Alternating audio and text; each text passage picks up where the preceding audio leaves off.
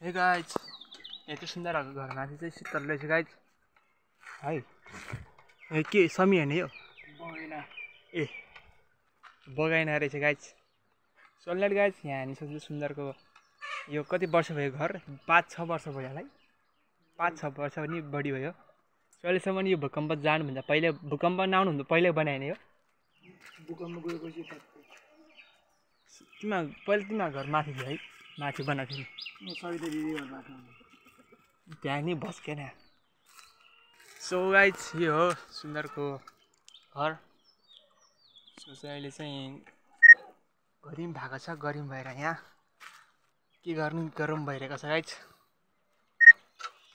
हाम्रो चाहिँ गाउँ चाहिँ यस्तो छ गाइज। गाउँ घरमा यस्तै हुन्छ गाइज, यस्तै हुन्छ नि गाइज। तपाईँको गाउँ चाहिँ कस्तो छ है? हाम्रो गाउँमा चाहिँ यस्तो छ गाइज, यस्तो हालत छ गाइज।